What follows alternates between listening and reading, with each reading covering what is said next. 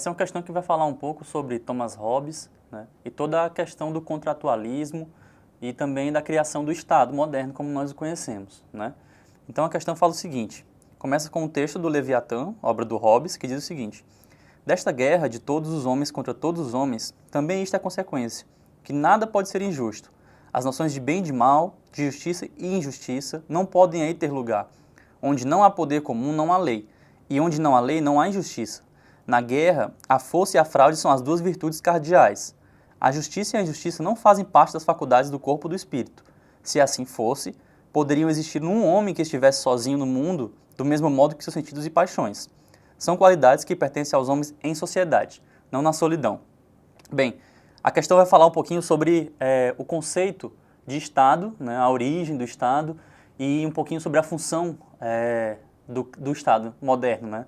Então, o enunciado fala da seguinte forma: o pensador Thomas Hobbes expõe seu pensamento político acerca da origem da função do Estado em sua obra Leviatã, por meio da qual, e de acordo com o texto, a alternativa vai falar o seguinte: de acordo com o texto, né, a ausência de uma ordem assentada na lei implica a ideia de injustiça. Ora, efetivamente, nós podemos discorrer sobre essa questão entendendo que, quando não há lei, né, essa ideia de injustiça, ela não pode ser aplicada em uma sociedade onde há uma ausência de uma ordem, né? Então essa questão, esse conceito de injustiça, ele não é aplicável dentro de uma sociedade onde não há lei, né? A alternativa B fala no seguinte: o respeito às leis se torna evidente em situações de instabilidade social. Ora, é justamente o contrário, né? Quando você pensa em uma sociedade na qual não há o respeito às leis, como que pode haver uma estabilidade social, não é mesmo? Então, o respeito às leis, ele não pode ser efetivamente configurado, digamos assim, num contexto em que há instabilidade social, né? A alternativa D fala o seguinte: no estado de natureza, a guerra é uma tradução direta da ideia de justiça. Obviamente também o estado de natureza é um conceito, né, evidenciado pelos contratualistas, né? Então, quando a gente pensa no estado de natureza, essa questão de justiça e injustiça, como o texto diz anteriormente, são conceitos que não são aplicáveis, né? Justamente por não haver aí uma distinção, não é mesmo? Entre os conceitos de justiça e de injustiça, que só são aplicáveis quando o homem se encontra em sociedade. A alternativa E fala que os limites ao poder do Estado são estabelecidos pela ordem democrática. Ora, nós sabemos que, de acordo com o Hobbes, né, de acordo com o Leviatã, não havia limites para o poder do Estado. Então, o erro da alternativa é esse, né, a questão dos limites que são impostos ao poder do Estado. O que nos leva à alternativa C, que as ideias de justiça e de injustiça, elas são concebidas somente e apenas em sociedade, né? Obviamente por tratar-se de conceitos que só são aplicáveis quando o homem está dentro de um contexto social. Portanto, a alternativa correta é a alternativa C. Essa questão vai falar um pouco sobre conceitos, né, da teoria do John Locke, né, que é o escritor do segundo tratado sobre o governo civil. A questão começa da seguinte forma: é um texto dessa obra dele que diz o seguinte: creio que é impossível aos governantes que vivem atualmente sobre a Terra tirar qualquer proveito ou derivar a menor sombra de qualquer autoridade daquela que se supõe a fonte de todo o poder, os direitos de prerrogativa privada de Adão e sua autoridade paterna. Assim, a menos que se queira fornecer argumentos àqueles que acreditam que todo o governo terrestre é produto apenas da força da violência e que em sua vida em comum os homens não seguem outras regras senão as dos animais selvagens e que o mais forte é quem manda, e assim justificando para sempre a desordem e a maldade, o tumulto, a sedição e a rebelião, coisas contra as quais protestam tão veementemente os seguidores dessa hipótese, será preciso necessariamente descobrir uma outra gênese para o governo, outra origem para o poder político e outra maneira para designar e conhecer as pessoas que dele estão investidas. Ou seja, o Locke ele vai falar um pouco, ele se diferencia um pouco dos contratualistas, né, dos outros contratualistas, por ele afirmar que o poder do Estado, né, a origem do Estado, estava não relacionada ao direito divino, né? Como ele fala ali no texto, a questão da relação com Adão, né, do direito que provém lá de Adão, o direito divino, mas efetivamente que emanava do povo, né? Então a questão vai falar o seguinte: tomando como referência o texto e os conhecimentos acerca do pensamento político de John Locke, é correto afirmar que, alternativa A, o Estado é resultado da vontade divina revelada por um poder espiritual na Terra. Efetivamente o que nós acabamos de contrapor, né? o Estado ele não é resultante da vontade divina, mas sim emana do povo, né, que dá poder ao governante. A alternativa C vai falar que a origem do Estado passa pelo controle, né, do estado de natureza dos bárbaros. Efetivamente, esse é um conceito que é muito voltado mais para o Thomas Hobbes do que para o John Locke. Então, como a questão pede para nós analisarmos, né, a obra do Locke, essa relação, né, desse controle do estado de natureza passa muito mais por ser um conceito do Thomas Hobbes, né? Então, a alternativa D, que fala que não é lícito ao povo a destituição de seu governante mesmo por vias legais. Ora, o Locke ele é muito conhecido justamente por dar, entre aspas, muito poder ao povo, né? Então, o povo, a partir do momento em que ele visse que o governante, já que ele, povo, dava o poder ao governante, a partir do momento em que ele percebesse que o governante não estava exercendo sua função da melhor forma, ele poderia sim, pela via que fosse, retirar, destituir o governante do poder. E a alternativa E fala que é condenável a proteção da propriedade privada, a origem de todos os males. Ora, o Locke ele também é conhecido por ser um detentor ferrenho do liberalismo, da propriedade privada, né? Sendo até conhecido como o pai do liberalismo, né? Então essa questão de condenar a proteção da propriedade privada é totalmente incoerente, né? Já que o Locke defendia veementemente a questão de haver a propriedade privada, o que nos leva à alternativa B, que o poder do governante é resultado de um contrato social entre os homens, né? Então, a partir do momento em que os homens cediam direito, né, a esse governante, o Estado tem origem em si. Portanto, a alternativa correta é a alternativa B. Essa questão traz um texto relativo a um dos momentos mais importantes da história contemporânea, o ataque ao World Trade Center. Vamos dar uma lida? Foi na TV de uma lanchonete do aeroporto de Curitiba que vi a imagem, um tanto onírica, de uma das torres do World Trade Center perfurada no terço superior e emitindo labaredas, que subiam num rolo de fumaça contra o límpido céu azul de uma manhã de outono. Naquele dia, George Bush se escondeu. Quando reapareceu, o mundo estava irremediavelmente transformado. Começava a Primeira Guerra do século XXI, um conflito que a Casa Branca crismou numa desastrada declaração inicial como uma cruzada em defesa da civilização. Interessante que quando observamos a política norte-americana, ela sempre foi marcada por políticas imperialistas. Doutrina Monroe, doutrina do Big Stick, a doutrina do dólar, representada pelo Plano Marshall, pela política da boa vizinhança e pelo Plano Colombo, e mais recentemente, a doutrina Bush. A doutrina Bush, ela se caracteriza pelo combate ao terror, a guerra ao terror. Isso aconteceu como uma consequência dos ataques às Torres Gêmeas e também ao Pentágono, que ocorreram no dia 11 de setembro de 2001. Nesse ano, as pessoas assistiram, pasmas pela televisão, o ataque e a queda das Torres Gêmeas. Ninguém sabia quem tinha promovido aquilo, se tinha sido um acidente, se tinha sido um atentado, tudo ainda era muito estranho. Até que veio a informação que teria sido um ataque organizado por uma organização nacionalista que utiliza de estratégias terroristas a famosa Al-Qaeda. Al-Qaeda de Osama Bin Laden. Dessa forma, George W. Bush ele vai dar início a um combate ao mundo do terror, ao que ele vai chamar do eixo do mal, aqueles que defendem o terrorismo. E assim, os norte-americanos acabaram promovendo a ocupação do Afeganistão e do Iraque. Osama Bin Laden acabou sendo capturado e morto. Saddam Hussein, do Iraque, acusado de ter armas de destruição em massa, também foi preso e executado. E dessa forma, os Estados Unidos acabaram estabelecendo um aspecto de doutrinação. Aquelas invasões, aquelas ocupações militares tinham uma justificativa. O bem da sociedade, a vida no planeta, a ameaça do terror sendo combatida. E dessa forma, é lógico, os norte-americanos teriam o respaldo da comunidade internacional para ocupar esses territórios. Vamos dar uma lida então nos textos aqui, nos nossos itens.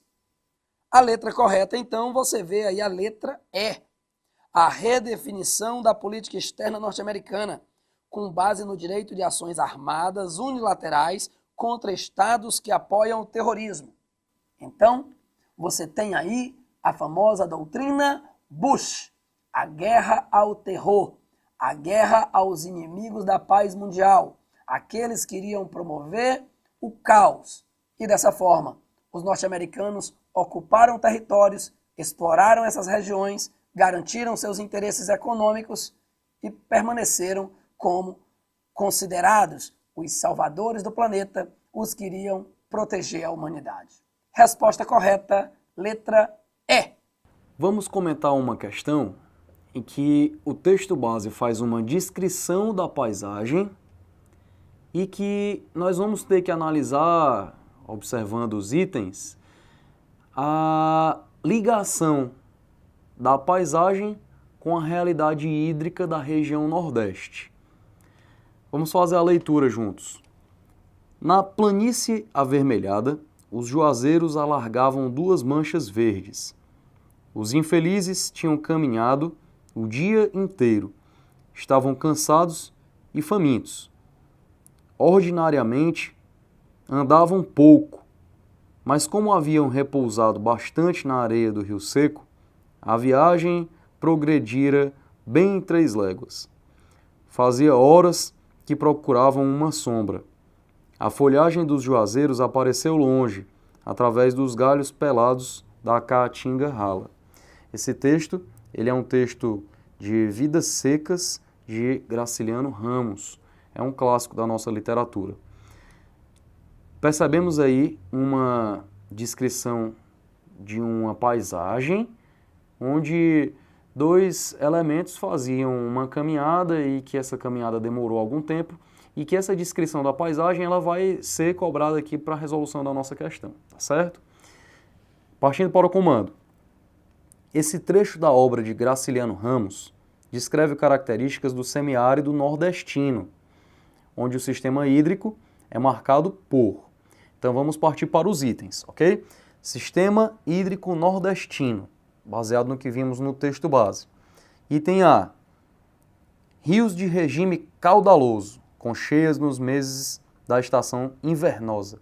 Estação invernosa seria para a gente aqui no Nordeste a estação chuvosa, estação de chuvas, o período em que as chuvas caem e vão abastecer os reservatórios. Entretanto, encontramos um erro quando diz que o sistema hídrico nordestino é um regime, ele tem como característica um regime caudaloso. Na verdade, regime caudaloso seriam rios de grande volume e rios constantes.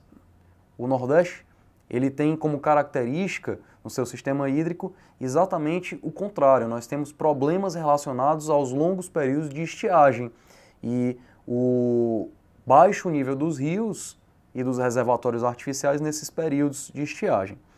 Eliminamos então o item A. No item B, temos aqui rios de regime perene, exatamente oposto ao que acabamos de comentar. O perene é aquele rio que é permanente, o rio que não seca. Eliminamos também o item B logo no começo. No item C fala sobre rios encachoeirados, de correntes velozes, com grande capacidade de transporte de sedimentos. O fato é que o Nordeste não vai ter como principal característica do seu regime hídrico, do seu sistema hídrico, dos seus rios, a ideia de rios encachoeirados. Nós temos aqui alguns rios de planícies e rios que eles têm deficiências devido aos longos períodos sem chuvas, períodos de secas. Aqui no item D, eliminamos aqui o item C, ok? Item D, rica drenagem superficial, com cheias na quadra chuvosa de outono e inverno. O fato é que o Nordeste, por conta da localização bem próximo à região equatorial, apresenta uma dificuldade. Na verdade, nós não temos uma estação bem definida, 4 estações bem definidas, que nós não temos outono e inverno.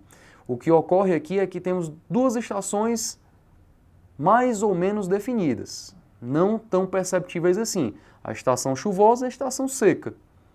E essas estações chuvosas e secas, elas são irregulares, não são suficientes para que a drenagem superficial dos nossos espaços seja rica, como falada aqui na nossa opção. Já o item E traz a seguinte informação: rios de drenagem intermitente, ou seja, rios temporários, são rios que secam naqueles períodos em que a seca, em que o período de estiagem, período sem chuvas, é mais prolongado, refletindo a estrutura geológica, ok? Uma estrutura geológica que apresenta alguma porosidade em alguns espaços e a irregularidade pluviométrica, irregularidade nas chuvas.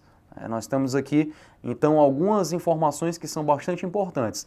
A acrescentar nesse item, que já vamos marcar como verdadeiro, falamos que devido a essas secas tão prolongadas, e é uma realidade para o Nordeste e para os nordestinos, obras de infraestrutura como a construção de reservatórios artificiais, os açudes, são obras de grande importância para a sobrevivência da população, para que a população possa conviver com a realidade da seca.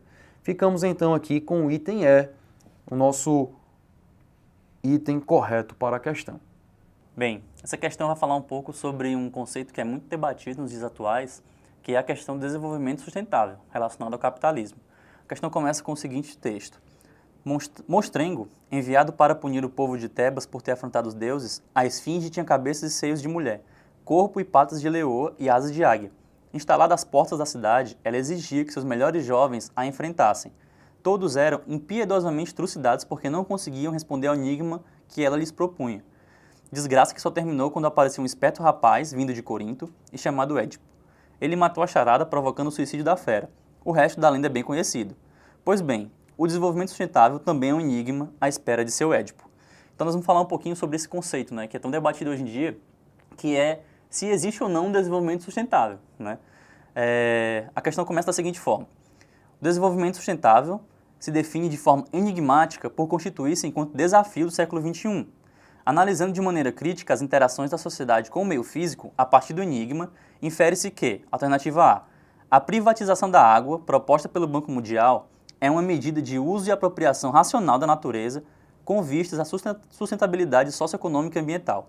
Ora, embora com muita boa vontade, digamos assim, o Banco Mundial queira privatizar a água, efetivamente não podemos dizer que é por conta de um uso racional, né, e uma apropriação racional da natureza, né? Porque efetivamente o Banco Mundial, a partir do momento em que ele fomenta essa privatização, ele destina recursos para empresas privadas. E essas empresas, elas não conseguem ou não tentam, digamos assim, elas não viabilizam o consumo de água para as populações mais pobres.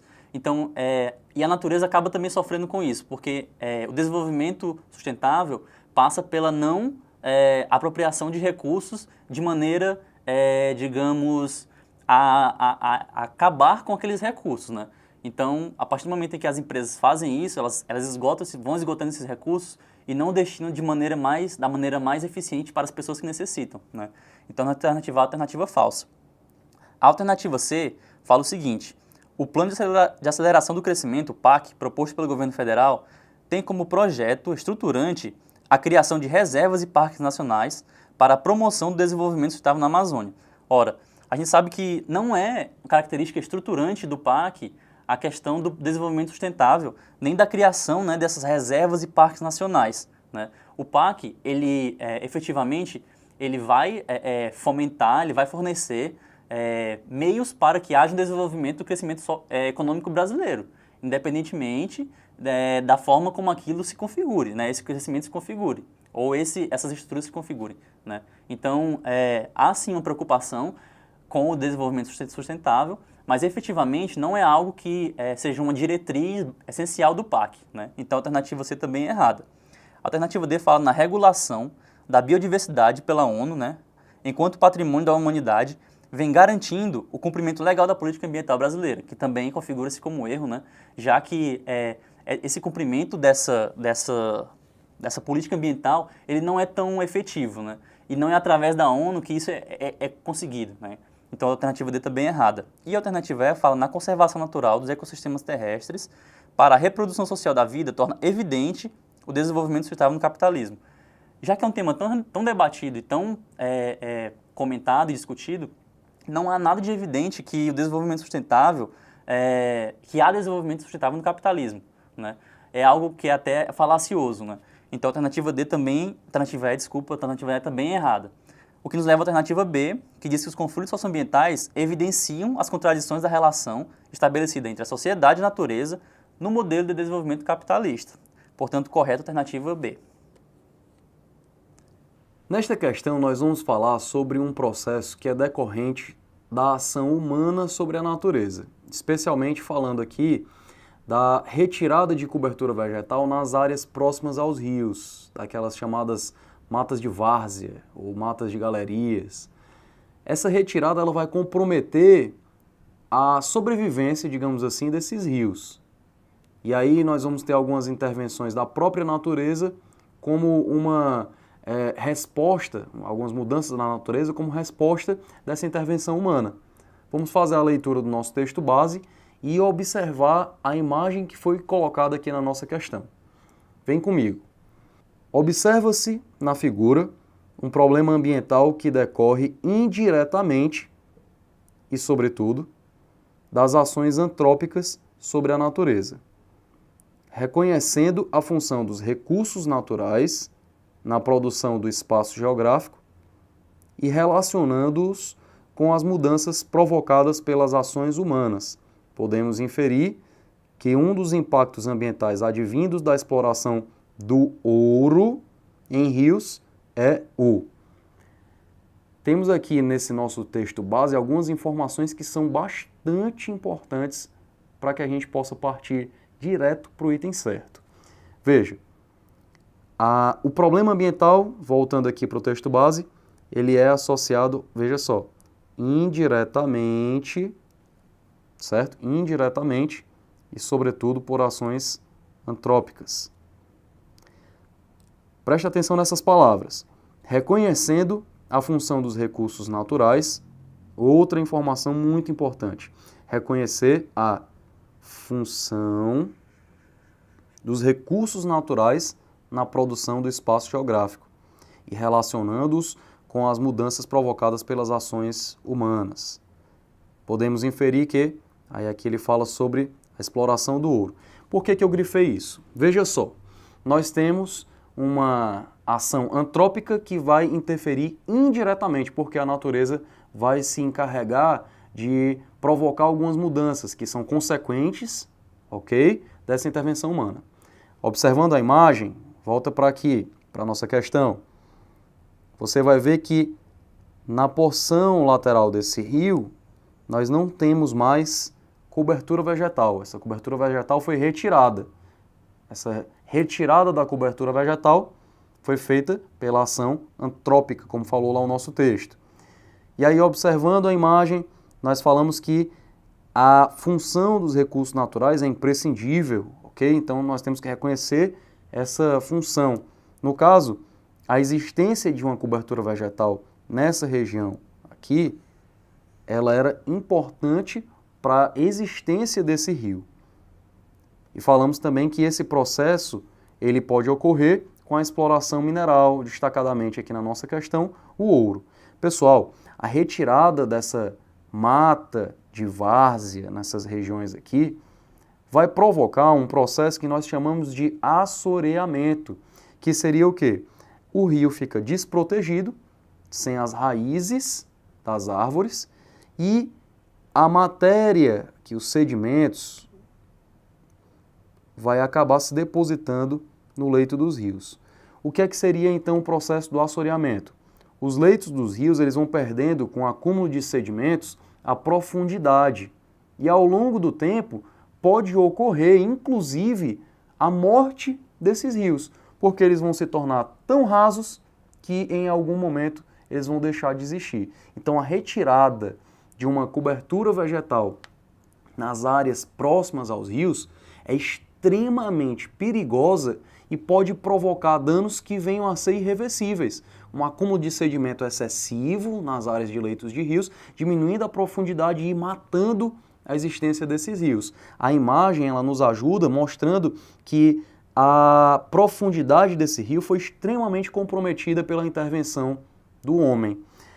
A partir dessas informações que nós acabamos de levantar, nós conseguimos visualizar já o nosso item correto, que seria o assoreamento. O item B, portanto, sendo a resposta da nossa questão.